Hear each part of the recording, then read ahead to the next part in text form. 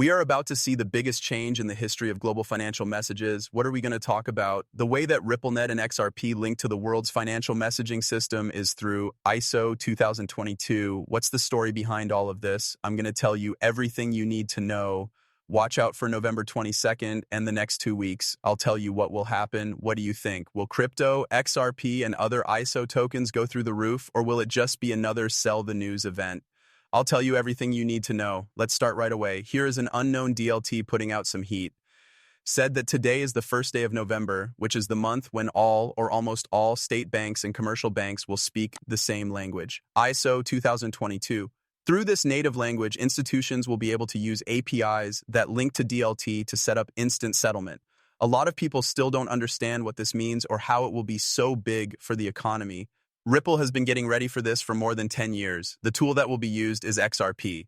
The US made it for this reason. There is no other technology that is neutral, effective, cheap, quick, and safe. XRP will be the best way to send money across borders in the whole world. Stellar Rippler had a great post about ISO. Let's go over it and get a better sense of it, since I know a lot of new people are coming in. Some people already know most of this, but this is a good lesson or warning for them. What does ISO 2022 mean? Well, it's the world standard for financial messages. It's like a language that all banks and payment systems can use to quickly, richly, and consistently talk to each other. Why did you make it? Old methods such as Swift MT are no longer useful. They don't always work right and don't carry much information. ISO 2022, so that's true. Secure, detailed, and safe data can be sent across countries. So basically, you can add more details to a payment message when you send it. Just so you know, you can actually connect crypto to that information and have fast settlement if you want to. How does this get better? It has full transaction details, works like current tech like blockchain and APIs, processes faster, makes fewer mistakes, and finds fraud more easily. That being said, here are some advanced perks. To sum up, end-to-end automation encourages new ideas and makes it easier to handle global standardization, which makes sure that everyone follows the same rules. This is what it would be like to travel the world and visit a place where everyone speaks a different language. When you go to a different place, everyone speaks a different language. What you have with banks and different message standards is kind of like this. It sounds like everyone is speaking a unique language. As an example, imagine that every day, all of these financial institutions started speaking English or Japanese with each other. It wouldn't matter which financial institution it was, they would be able to interact with each other. It would bring them all together. They don't have to worry about what that bank is using because they can connect. Should this be changed, it's the same language for everyone. Flexibility to adapt to changes in the economy, technology, and new ideas. End-to-end high-quality data across payment systems. Better customer satisfaction through trust. Less mutual intervention. Better security, fraud prevention, and the ability to connect via XML to all market infrastructures and payment systems. It also asks, what's in an ISO message? Like older formats, ISO 2022 uses XML-based data. This data includes information about the sender and receiver, the reason of the payment, and tax and referee. NC data that can be sent in the same message. So what does this mean for blockchain and crypto? ISO 2022 makes it possible for blockchain systems to work with global money. And this is a bit of a, we'll talk about that in a moment. What do we need to know about November 22nd? It's here. The last day to migrate to ISO 2022 is November 22, 2025. This is a major turning point for global payments. By this date, old Swift MT messages like MT103 and MT202 will no longer be used for cross-border payments on the Swift network.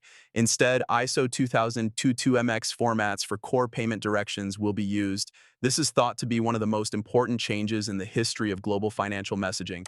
It will have an effect on almost all banks that are linked to Swift. What will happen on the 22nd? All payments sent across borders must be in ISO format.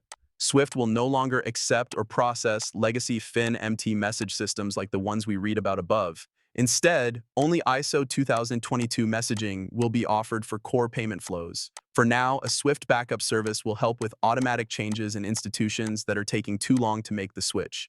The intermediate isn't meant to be used for a long time, though. Starting in 2026, institutions that stick with old systems will have to go through more technology checks and could be punished.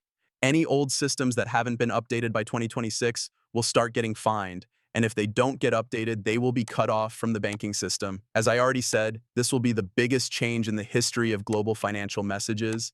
So why does this matter? All of the above: global standards, a rich data structure, real-time payments, lower costs and errors, compliance, security for the future, and all of the above. Also, this all began in 2004. Can you believe it? They've been trying to finish this for more than 20 years, and we're almost there. This is Pegasatani now. She is in charge of Ripple's payment tools. She's going to talk about ISO for a while. Let me break this down for you. That is a very important point that many people still don't understand. I guess in the beginning, when you're still learning about all of this, I was too, but now I know what it is and what it isn't. Was that clear? Sorry. Was there an isn't? It's been a long week. I'm truly sorry. Let's keep going. This is Swift talking about how 91% of banks will be moved by the due date. This video is pretty dull. Sorry about that, but it's them talking about this cause directly. That's what I think. We have to put in a lot of work. Look at these notes. There are a lot of old systems, which is another great thing about the move to ISO 2022. Why is this happening all over the world? As you said, Omar, this is because many countries' instant payment methods are already on ISO 2022. Of course, the main reason we're doing it in the cross-border space is to get more data. One difference between the two is that the PAX08 has over 8,000 characters and the MT103 has about 2,000 characters. It takes work because there is so much more rich info in there. There is a lot of work to do. That's why I think we're seeing it. But I will say that we are currently at 38.5% ISO usage.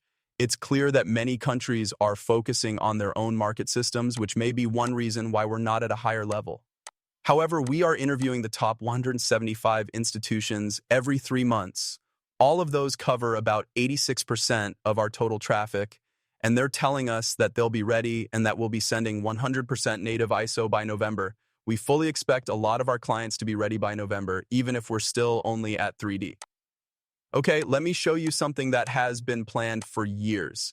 If Swift Money Monopoly wants to stay in business, they need to use a digital good that everyone can access. So the real question is how and how much XRP will be used in this new system and decrypto. This was a good point by Erie. The only digital currency that is native to the XRP ledger is XRP. ISO 2022 has nothing to do with XRP. The Ripple.net business is not the XRP exchange. I just wanted to make those few points clear. So to go over it again, Ripple's main link to ISO 2022 is through the Ripple company and the RippleNet payment network, not through XRP, the cryptocurrency itself. RippleNet is ISO 2022 compliant, which means it can process and convert messages, which are the same standards used by major financial institutions, and make payments.